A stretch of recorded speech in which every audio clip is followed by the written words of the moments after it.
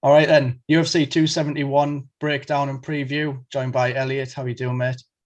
All good, man. All good. Good stuff. Are we excited for this card? Does it feel like a big one? What are we saying? Oh my god, I watched the presser yesterday, and the intensity's hit me. I'm really excited for this card now. Watching Adesanya and Whittaker. Yeah, it's one of them where it sneaks up on you a bit because it's not. I don't know what you think, but I don't think it's been promoted that well or that much by the UFC. I think it's gone under the radar a little bit. And then obviously once you get to the fight week content, the embeddeds and the press conferences, that's when the excitement sort of hits you. But it feels like nowadays the UFC just kind of wait for that fight week content and don't really do much before that. Do you agree? Yeah, it seems they've kind of left this one a little bit, bar the Adesanya contract. That seems to really like being promoted a lot. Hmm. Yeah, I seen that Adesanya said that he hadn't actually officially signed this fight until fight week. So that was a big gamble. I don't know what the UFC were thinking. Obviously there's probably going to be certain clauses in his contract with him being a champion that he probably had to fulfill this fight anyway. But I'm guessing, he was still negotiating for the actual person, things like that, right up until a couple of days ago, which is pretty crazy. You think you probably got enough on your plate fighting Robert Whittaker for the title, and you're going to negotiate your contract as well while you're doing it. But that's Izzy. He's pretty what's the word? Confident, I'll say. Cool. So let's jump into this. We'll start from the top of the card because obviously we want to get into it, and there's a few big fights, and then we'll pick out a couple others as well. Obviously, the first one doesn't need much introduction. Israel Adesanya versus Robert Whittaker 2. I don't think there's many fights for me personally where I would see the first one end so decisively, but I'd still, sort of fancy the other guy to maybe come back and avenge that loss as well. What do you think? Do you putting a lot of stock into that first fight, and you think it'll be a washout, or do you fancy Robert Whittaker in this one? Well, this is the interesting thing. The way I'll see it, it's almost like a similar fight to the Usman Colby kind of dynamic. It's where they're so close, yet they're so far. Whittaker is the closest thing to Adesanya in terms of level. However, Adesanya is just this complete new beast that kind of we've seen before with Anderson Silva, where he's just wiping out everyone. But he's so far ahead, yet somehow you think there's a chance like Whittaker's got of beating him because Whittaker's so far ahead of everyone else as well. Mm-hmm. I, yeah, like you said, it's been so. The first fight was so dominant with Adesanya. Yeah, I can't remember another fight like that where the kind of contender is so kind of favoured despite what happened the first time. Not favoured, but Yeah. you want to see it again. Yeah, no, absolutely. I think it's just you got to put it down to Robert Whittaker's run, not just since that fight, but even before that fight as well. He's been virtually unbeatable, really. Not many people have been able to get it done.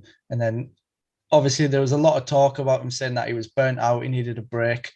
That fight happened and ended the way that it did. And then he took the time that he needed. He came back refreshed and he's just looked unbelievable since he came back. He's looked so clean, so decisive.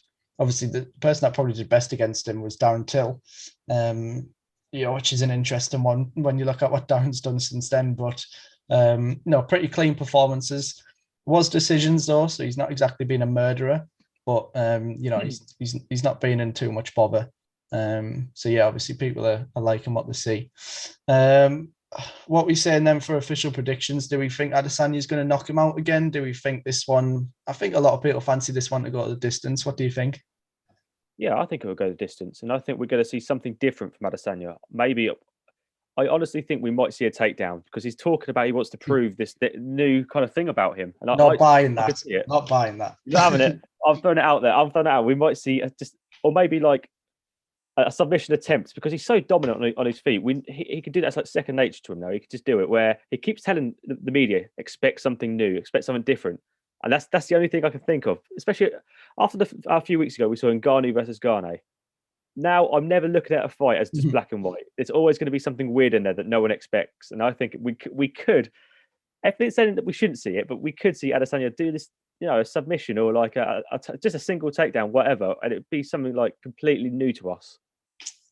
He tried to sell that a bit before the Blachowicz fight, though, didn't he? I remember watching his interview with Ariel, and he was like, "Oh, I want to do something different in this fight." And Ariel said, "What do you want to submit him?" And he was like, "Oh, don't give it away." And obviously, he got, I think it was his purple belt he got shortly before that fight as well. So he was trying to sort of hint that his jiu-jitsu was going to come out. Well, I mean, if we're being honest, his takedown defense is class, but his ground game didn't look, submission worthy. A different story against Jan. He's huge, but he pretty much just had to sort of play guard there and couldn't really get out of it. So he didn't exactly scare too many people with his jiu-jitsu skills in that fight, did he? No, that's very true. And I think isn't Whittaker black belt as well, isn't he? Whittaker, yeah, I believe so. Obviously, it doesn't necessarily mean he's going to submit Adesanya, but it's a risky game, isn't it? But yeah, exactly. You never know. You never know.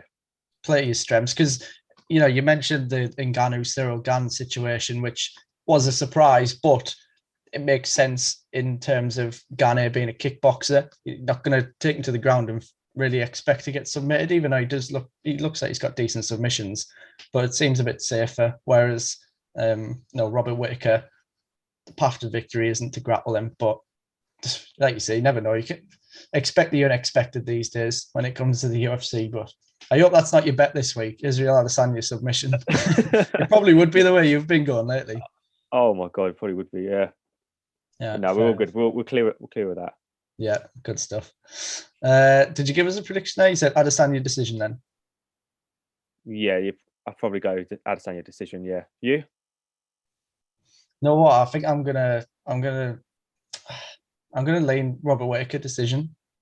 I just really rate him massively high. I think I'm just going to sound stupid here and he'll probably just get knocked out tomorrow, but I honestly think Robert Whittaker is one of the most underrated fighters ever. I think he's up there for sort of pound for pound for me. This middleweight run that he's had.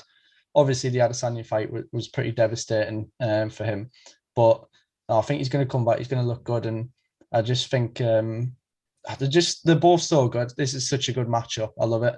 I think there's not many people that are ever going to be able to beat Adesanya, and I don't think there's many people that are ever going to be able to beat Robert Whittaker. I was watching the Wayne show about an hour ago, and Kelvin Gastelum came on, and because obviously Kelvin's fought both of them, and he was saying like Izzy was good, but he said Robert Whittaker, he's on another level that night. He just said he's never fought anyone like that, where he's just felt so much worse than them at fighting.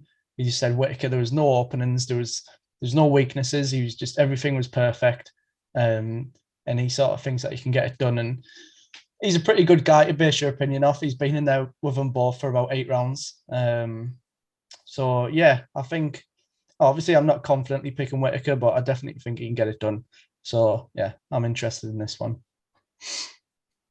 So co-main event then. I thought the co-main event should have been Brunson Cannonier, to be honest, and that would have set up the next title fight quite nicely, but they've went for the fun one. And obviously it's in Houston as well. So we've got Derek Lewis versus Tai Tuivasa. Go on, I know you're going to love this matchup, so take it away. I think we're going to see Derek Lewis pull out all the submissions this fight. No, of course not. There is no way this fight isn't just a stand and bang, just the most ridiculous first round you've ever seen.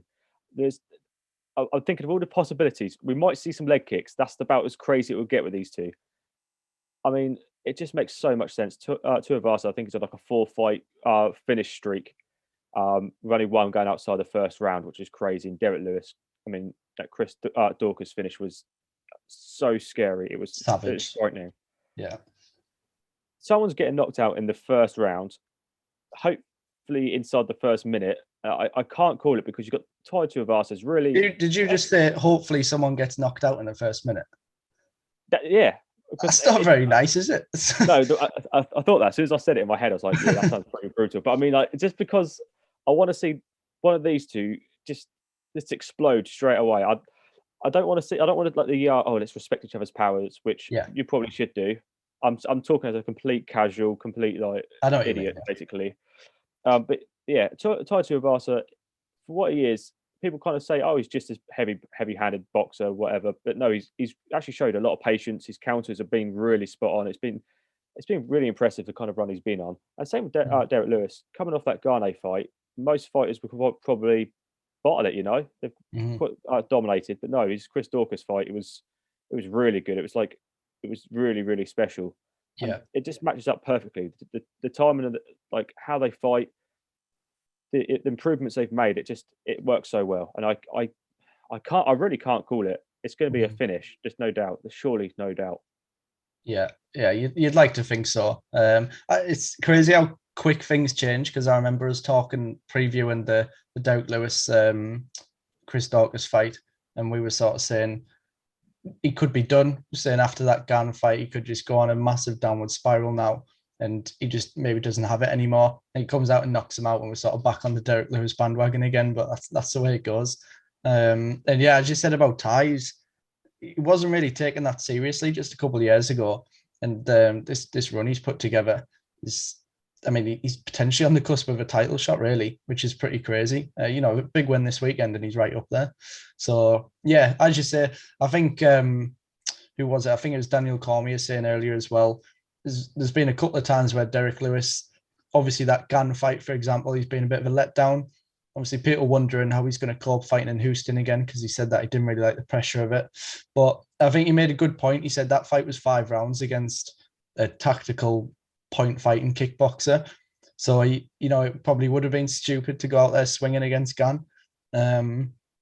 Whereas this one, 3 rounds against Tai Tuivasa, who's obviously he's not as crisp as Cyril Gan.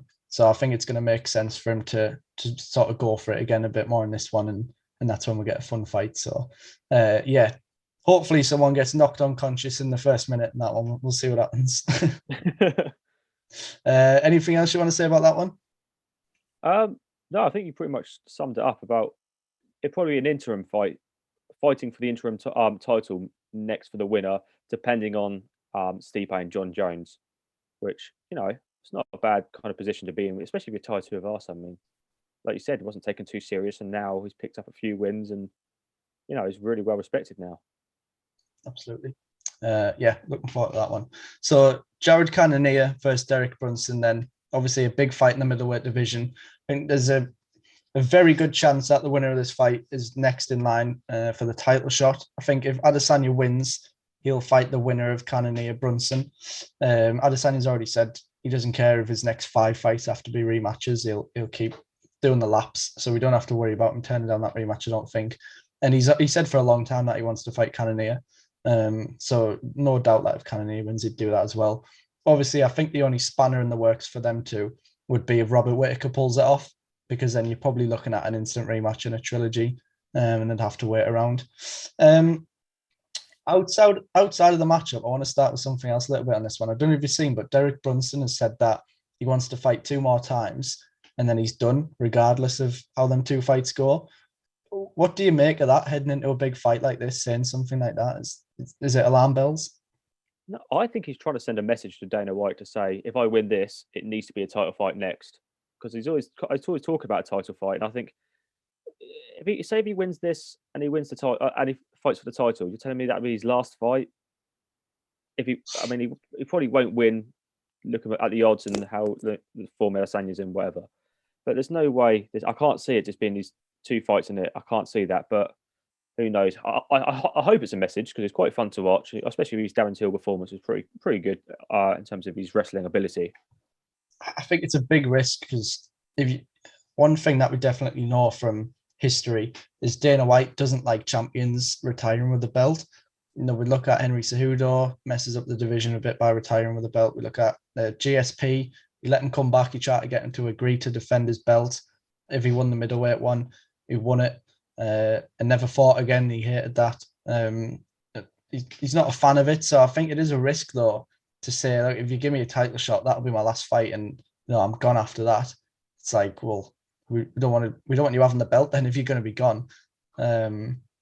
So I think it's a bit of a risk. It's definitely interesting, but it's not a whole lot surprising because he's been going a long time. He's one of the Strike Force boys, so he could just be genuine. But yeah, potential alarm bells to be thinking about that at such a high point in your career. But anyway, what we're saying for this matchup, then it's a pretty interesting one. Derek Brunson's obviously wrestled a lot lately, but I think he might struggle against Cannonier. Big, strong guy. I'm not really sure about this one myself. What are you thinking? How do you think it'll play out?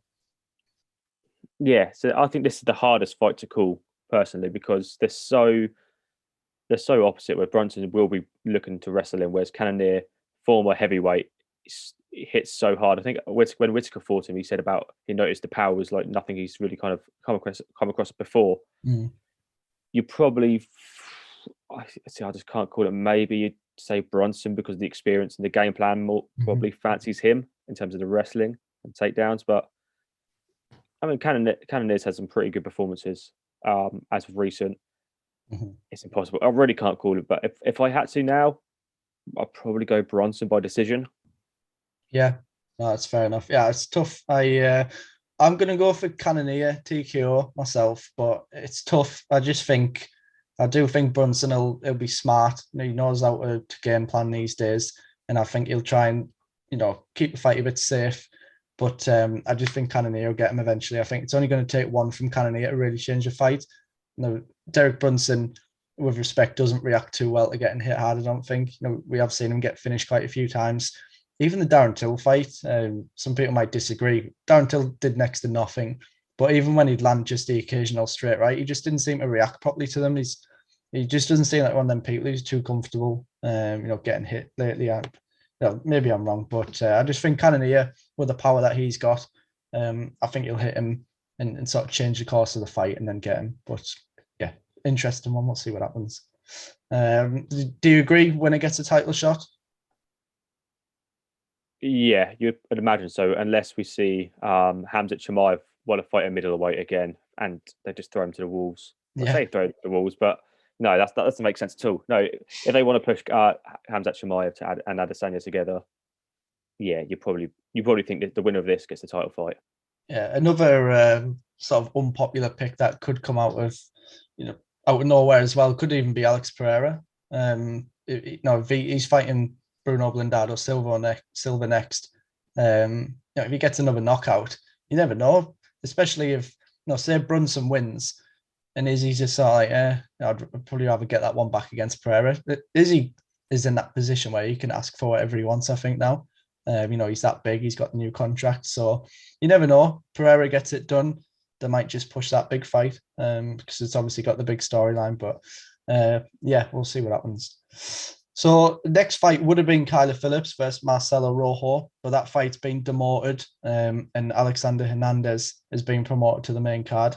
But if we have a quick look at Bobby Green versus Nasrat, I'm going to butcher his last name. There's always one on each card that we have to mess up. Hakarast, is that close enough?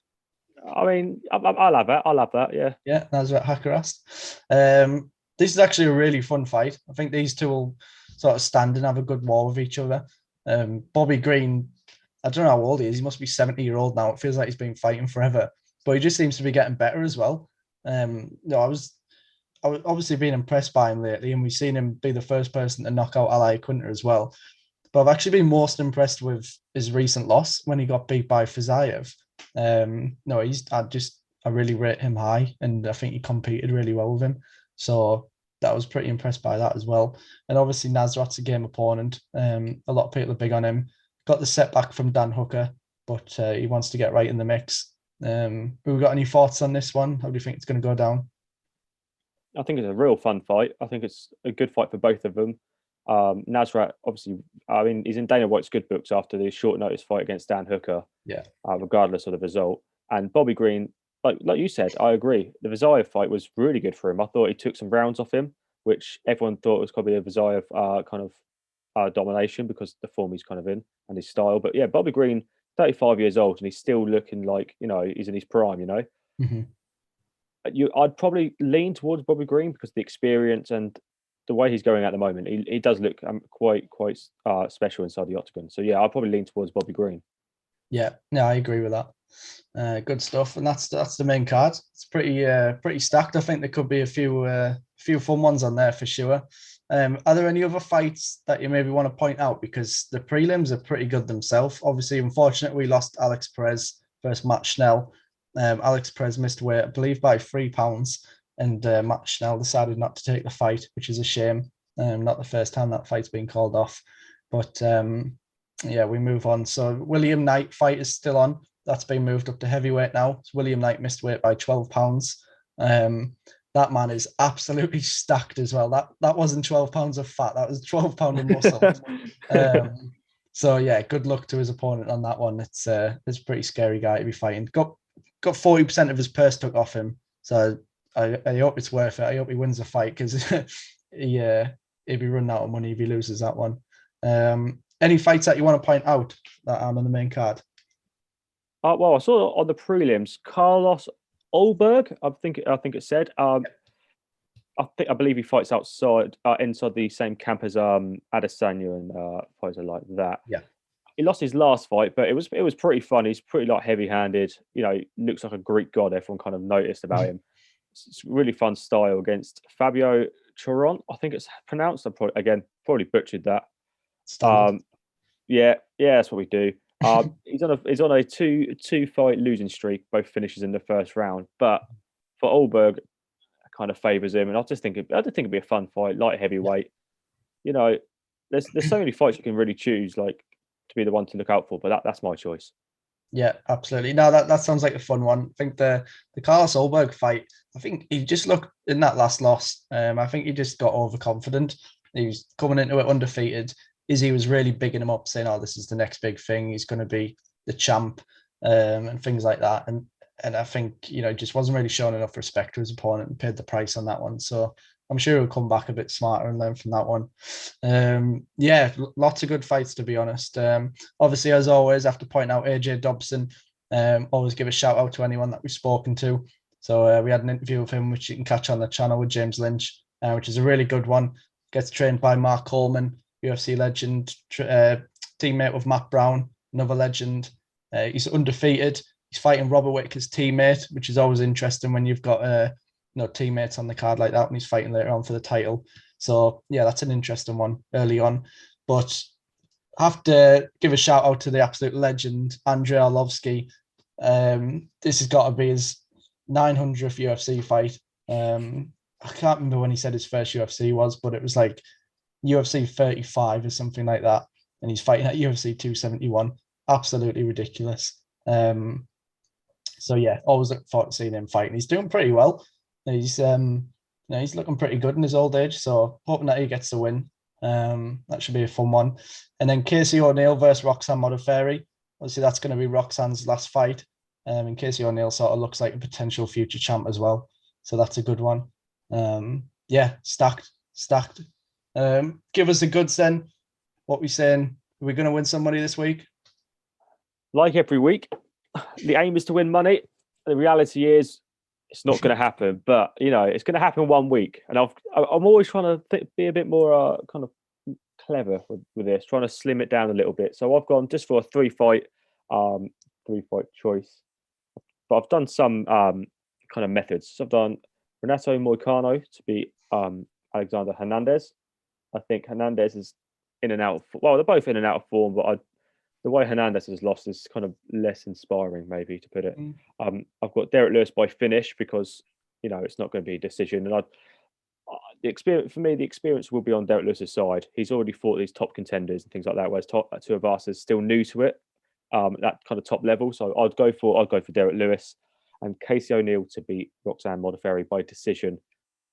I think Modafferi, for everything she is, a pioneer in women's fighting in UFC.